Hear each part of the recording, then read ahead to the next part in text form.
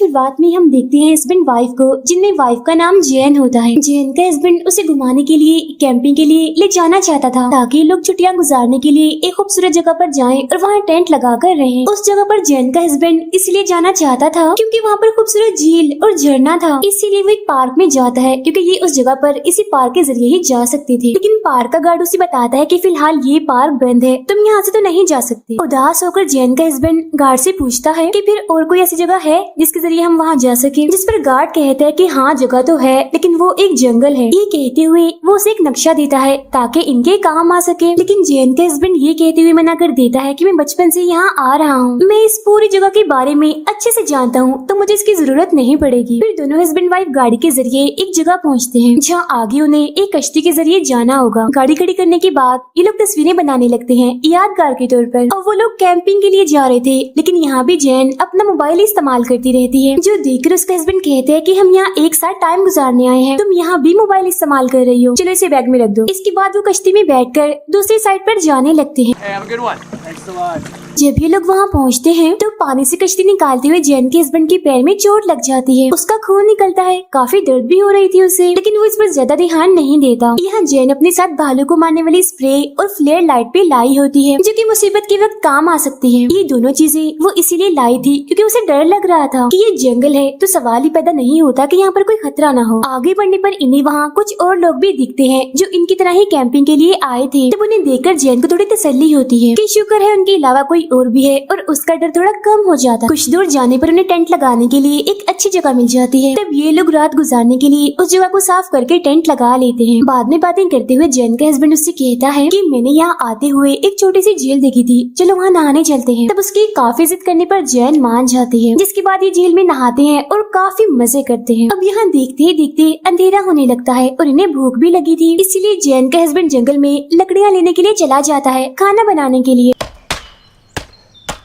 जबकि जैन यह टेंट के पास ही रुक जाती है। लकड़ियाँ लेकर जो वापस आता है तो जैन को एक आदमी से बातें करते हुए देखता है। वो आदमी अपना नाम ब्रैड बताता है और कहता है कि मैं यहाँ पर आने वाले लोगों की उनके ट्रिप में मदद करता हूँ। जैन ब्रैड को कहती है कि आज रात आप यहीं रुक जाइए और रात का खाना हमारे साथ ही खाइएगा, क्योंकि वो उसे एक अच्छा इंसान लग रहा था। लेकिन ये बात जैन के हस्बैंड को अच्छी नहीं लगती, इसलिए वो गुस्से में टेंट के अंदर चला जाता है। तब जैन भी उसके पीछे पीछे टेंट में आ जाती है ताकि पूछ सके कि उसे हुआ क्या है। उसका हस्बैंड उस पर काफी गुस्सा करता है क्योंकि वो नहीं चाहता था कि कोई उन्हें डिस्टर्ब करे जिससे उन्हें परेशानी हो। लेकिन जैन उसे कहती है कि ब्रैड एक अच्छा आदमी है और उसके पास बहुत सारी मछलियाँ भी हैं जिन्हें हम रात के खाने में पका सकते हैं। जब ये दोनों टेंट से बाहर आते हैं तो ब्रैड वहाँ से जाने लगता है, लेकिन ये दोनों उसे रोक लेते हैं क्योंकि अब उसे ऐसे जाने दिया तो ये अच्छी बात नहीं होगी। रात होते ही तीनों मछलियाँ पकाते हुए बातें कर रहे थे। अब ब्रैड यहाँ अजीबोगरीब हरकतें करने लगता है, उसका जो दिल चाह रहा था वो कर रहा था, और तो वो जैन से भी बड़ी अजीब बातें करता है। उसकी ये हरकतें दोनों हस्बैंड वाइफ को बिल्कुल भी अच्छी नहीं लगती। खाना खाने के बाद जब ब्रैड वहाँ से जाने लगता है तो वो जैन के हस्बैंड को चिढ़ाने के लिए जानबूझकर उसे पूछता है कि शाम को जब मैं यहाँ आया था तो तुम्हारी और जैन की किस बात को लेकर बहस हो रही थी। जो सुनकर जैन का हस्बैंड भी उसे बड़ा अच्छा जवाब देता है कि मुझे तुम अच्छे इंसान नहीं लगे, इसीलिए मैं नहीं चाहता था कि तुम एक मिनट भी हमारे साथ गुजारो। इसके बाद ब्रैड वहाँ से चला जाता है। जैन का हस्बैंड उससे थोड़ा नाराज होता है क्योंकि ब्रैड उनका इतना अच्छा ट्रिप और मूड दोनों ही खराब कर गया। रात को जब ये लोग सोने लगते हैं तो जैन को अभी भी यही फिक्र हो रही थी कि कहीं ब्रैड दोबारा उन्हें तंग करने ना आ जाए, लेकिन उसका हस्बैंड उसे बेफिक्र होकर सोने का कहता है। अगली सुबह उठकर दोनों आगे बढ़ने लगते हैं। रास्ते में जैन के हस्बैंड को भालू के पैर के निशान दिखते हैं, लेकिन वो ये बात जैन को नहीं बताता क्योंकि वो घबरा जाएगी, डर जाएगी। आगे जाने पर उसका हस्बैंड अपना रास्ता बदलकर जंगल के और अंदर जाने लगता है क्योंकि वो झरना और खूबसूरत झील वहीं पर है। अब ये चलते चलते जंगल के काफी अंदर आ जाते हैं। रात को जैन का हस्बैंड देखता है कि कश्ती निकालते हुए उसके पैर पर जो चोट लगी थी वो अब काफी खराब हो रही है, उसका नाखून भी उखड़ चुका है, इन्फेक्शन फैल रहा है। ये देखकर जैन उसके पैर पर दवा लगाकर पट्टी करती है। खाना खाने के बाद ये लोग सो जाते हैं, लेकिन रात के वक्त इनके टेंट पर कुछ गिर जाता है जिस वजह से जैन की आंख खुल जाती है। उसे अभी भी ये लग रहा था कि सब ब्रैड ही कर रहा है, लेकिन उसका हस्बैंड उसे समझाता है कि घबराओ नहीं, वो ब्रैड नहीं है, बस पत्ते गिर रहे हैं। अगली सुबह टेंट से बाहर आकर जैन का हस्बैंड देखता है कि उनके टेंट के सामने एक टूटा हुआ पेड़ पड़ा हुआ है। यहाँ वो ये सोचते हैं कि शायद तेज तूफान की वजह से ये टूटकर गिर गया और इस चीज पर ज्यादा ध्यान ना देते हुए अपने सफर पर आगे बढ़ते हैं। रास्ते में उसके हस्बैंड को लाल रंग का एक फल दिखता है जिसे बेरीज कहते हैं और वो उसे खाने लगता है। वो बचपन में जब यहाँ आया करता था तब से उसे इन बेरीज के बारे में पता है। इसी दौरान जैन को किसी मरे हुए जानवर की बदबू आने लगती है और जब वो चेक करने के लिए जाते हैं तो वहाँ पर एक मरा हुआ हिरन था जिसके जिस्म की हालत काफी खराब थी। किसी ने बड़ी बेरहमी से उसके जिस्म का आधा हिस्सा खाया हुआ था। ये देखकर जैन काफी घबरा जाती है, उसका दिल खराब होने लगता है। फिर वो इस चीज को भी भुलाकर आगे बढ़ जाते हैं और आखिरकार उस जगह पर आ जाते हैं जहाँ इन्हें आना था।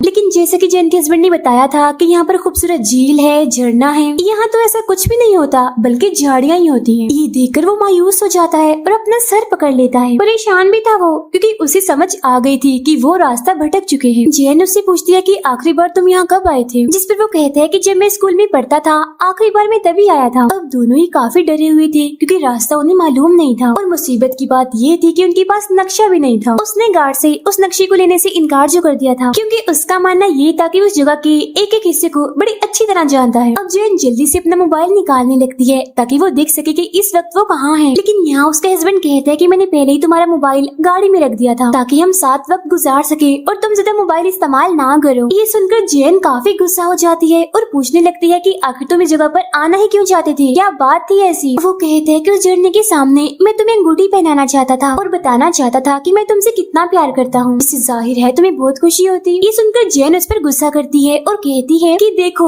तुम्हारे शौक और मुझे खुश करने के चक्कर में हम कितनी बड़ी मुसीबत में फंस चुके हैं। हम ये तक नहीं जानते कि हमें आगे कहाँ जाना है, वापसी का रास्ता भी नहीं पता। फिर अब दोनों वही एक जगह पर मायूस होकर बैठ जाते हैं। जैन अपने हस्बैंड से कहती है आई एम सो सॉरी, मैंने तुमसे ऐसी बातों पर गुस्सा किया। और अब ये दोनों फैसला करते हैं कि आज रात वो टेंट लगाकर यही रात गुजारेंगे और कल सुबह अपना सफर शुरू करेंगे। रात को जब ये लोग सो रही थी तो एक जानवर इनके टेंट के आस पास घूम रहा था, जैसे वो ये चेक कर रहा हो कि अंदर कोई है या नहीं। वो बार बार ऐसा कर रहा था और तो और अंदर आने की भी कोशिश कर रहा था जिसकी परछाई हम साफ साफ देख पाते हैं। लेकिन वो दोनों गहरी नींद में सो रहे थे, इसी वजह से उन्हें इस बारे में पता नहीं चलता। सुबह होने पर वो टेंट से बाहर आकर देखते हैं कि कोई उनका सारा खाना खा गया है। वो फौरन समझ जाता है कि ये जरूर किसी भालू का काम है। लेकिन वो जैन से कहते हैं कि शायद किसी छोटे मोटे जंगली जानवर ने ऐसा किया हो। ऐसा उसने इसीलिए कहा था ताकि जैन डर न जाए। अब ये लोग सामान लेकर वापस जाने लगते हैं। बीच जंगल में आकर जैन के हस्बैंड बताता है कि मुझे रास्ता नहीं पता, मुझे नहीं पता हम कहाँ जा रहे हैं। ये सुनकर जैन को गुस्सा आता है और वो नहीं रुकती, आगे बढ़ती रहती है। तब उसका हस्बैंड भी उसके पीछे पीछे आने लगता है। काफी दूर आने पर जैन को प्यास लगने लगती है तो बोतल निकालकर पानी पीने लगती है। पानी पीते हुए उसकी नजर एक गहरी जगह पर जाती है जो देखने से लग रहा था कि जरूर ये किसी भालू के बैठने की जगह है। ये देखकर जैन जल्दी से बैग उठाती है और कहती है कि जल्दी करो, जितनी जल्दी हो सके हमें जगह से काफी दूर जाना होगा। जिसके बाद वो फौरन ही यहाँ से निकलते हैं। रात के वक्त ये आग के सामने बैठकर बातें कर रहे थे। तब जैन के हस्बैंड उससे पूछता है कि जब तुम मुझे डांट रही थी तो जो बातें तुमने की क्या वो सच थी। जिस पर वो कहती है नहीं बाबा, मुझे गुस्सा आ गया था इसलिए मैंने पता नहीं क्या क्या बोल दिया, भूल भी जाओ अब उस बात को प्लीज। अब उसका हस्बैंड उसे वो अंगूठी दिखाता है जो वो उसे झील के पास जाकर पहनाने वाला था। वो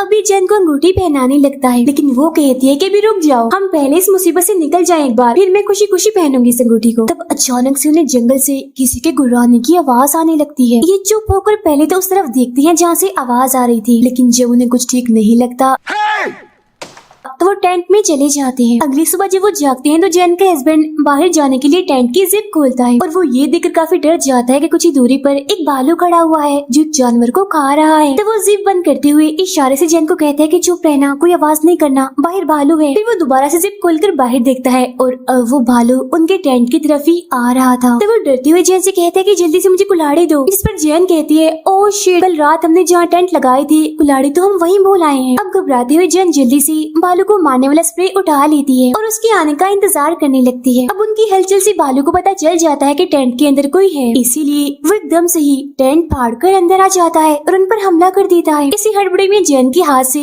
वो स्प्रे गिर जाती है। तब ये भालू उस पर झपट कर उसके बाजू को काट लेता है जिससे वो इतनी जख्मी हो जाती है कि तेजी से उसकी बाजू से खून निकलने लगता है। ये देखकर जैन का हस्बैंड उसे बचाने के लिए खुद उस भालू के सामने आ जाता है। तो अब वो भालू फौरन उसके पैर को पकड़ लेता है अपने बड़े बड़े दांतों से, जिस वजह से उसे काफी तकलीफ होती है। वो काफी चिल्लाने लगता है। इस बीच मौका देकर जैन स्प्रे उठाकर भालू पर कर देती है और उसे वहाँ से भगा देती है। लेकिन जब वो अपने हस्बैंड के पैर को देखती है तो काफी घबरा जाती है, क्योंकि भालू ने उसे बहुत ज्यादा जख्मी कर दिया था। तेजी से उसका खून निकल रहा था। उसका हस्बैंड बताता है कि मुझे ऐसा लग रहा है जैसे मेरा पैर मेरे जिस्म के साथ ही नहीं है। ऐसा उसे इसीलिए महसूस हो रहा था क्योंकि तेजी से उसका बहुत सारा खून बह चुका था। तब जैन उसका खून रोकने के लिए कपड़े से उसके पैर को बांधती है। इस सब की वजह से वो काफी घबरा गया था। वो रोते हुए जैन से कहता है कि अब मैं नहीं बचूंगा, मैं मर जाऊंगा, क्योंकि मौत हमारे सामने है। बचने के लिए हमें तेजी से यहाँ से निकलना होगा, लेकिन पैर जख्मी होने की वजह से मैं यहाँ से नहीं भाग सकता। जब ये दोनों बातें कर ही रहे थे कि तभी अचानक से वो भालू दोबारा से इनके टेंट में आ जाता है और इस बार वो जैन के हस्बैंड को ही घसीट कर अपने साथ ले जाता है। उसका हस्बैंड बार बार चिल्ला चिल्ला कर उसे कह रहा होता है कि जैन जल्दी करो, भागो यहाँ से। लेकिन जैन को तो कुछ समझ नहीं आ रही होती कि वो क्या करे। वो तो इस सदमे में होती है कि उसके साथ ये क्या हो रहा है। कुछ देर बाद खुद को संभालते हुए हिम्मत करके वो बाहर आती है और देखती है कि वो भालू अब उसके हस्बैंड को खा रहा है। ये देख जैन काफी दुखी हो जाती है, लेकिन वक्त को जाया ना करते हुए वो जल्दी से उस अंगूठी को उठाती है और वहाँ से भागने लगती है। अब वो बगैर सोचे समझे जितना तेज हो सके वहाँ से भाग रही थी, लेकिन तेजी से भागने की वजह से वो टूटे हुए पेड़ से टकराकर बेहोश हो जाती है। होश में आने पर वो देखती है कि वो अंगूठी अभी भी उसके हाथ में है। फिर वो खड़ी होकर मदद के लिए चिल्लाने लगती है कि कोई है यहाँ, प्लीज मेरी हेल्प कीजिए, मैं बहुत बड़ी मुसीबत में हूँ। इसके बाद वो अपने हस्बैंड को याद करते हुए अंगूठी को पहन लेती है और तभी उसे फिर से अपने पीछे से भालू के गुर्राने की आवाज आती है। तो वो दोबारा से भागने लगती है, लेकिन भागते भागते शाम हो गई थी और अंधेरा भी बढ़ रहा था, इसीलिए वो एक पेड़ पर चढ़कर सो जाती है। अगली सुबह एक हेलीकॉप्टर की वजह से उसकी आँख खुल जाती है, तो वो जल्दी से नीचे उतरकर मदद के लिए चिल्लाने लगती है, लेकिन हेलीकॉप्टर उससे काफी दूर था। उसकी आवाज का उन तक पहुँचना नामुमकिन था। तो मायूस होकर वो एक पेड़ के सहारे खड़ी हो जाती है। अब उसे बहते पानी की आवाज आती है। वो फौरन वहाँ जाकर चेक करती है। उसे वहाँ पर साफ पानी मिल जाता है, जिसे पीकर वो अपनी प्यास बुझाती है और अपने हाथ पर लगी हुई चोट को साफ करती है। पास ही में उसे बहुत सारी बेरीज भी दिखती हैं, जिन्हें उसका हस्बैंड खा रहा था। काफी वक्त से भूखी होने की वजह से वो उन बेरीज पर टूट पड़ती है और जल्दी जल्दी खाने लगती है। इसी बीच उसे सामने से भालू आता हुआ दिखता है और वो अपनी भूख को भी भूल जाती है और तेजी से यहाँ से भागने लगती है। भागते भागते वो एक ऐसी जगह पर पहुँच जाती है जहाँ रास्ता खत्म हो गया था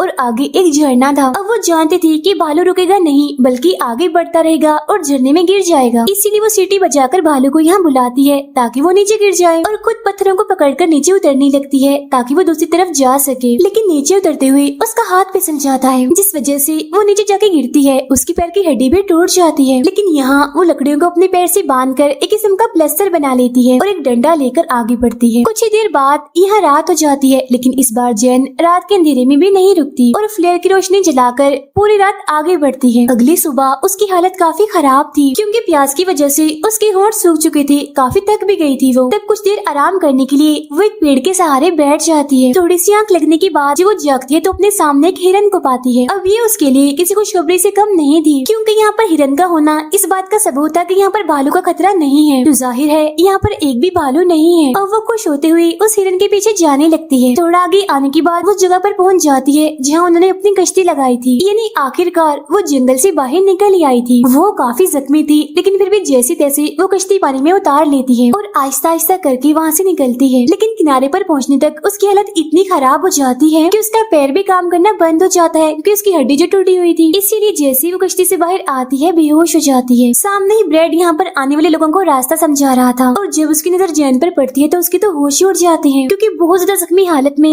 वो जमीन पर पड़ी हुई थी। ब्रेड अब भागते हुए उसकी तरफ आने लगता है, जिसका मतलब कि अब वो जैन को बचा लेगा और उसको भागता हुआ दिखाते ही ये फिल्म यहीं पर खत्म हो जाती है।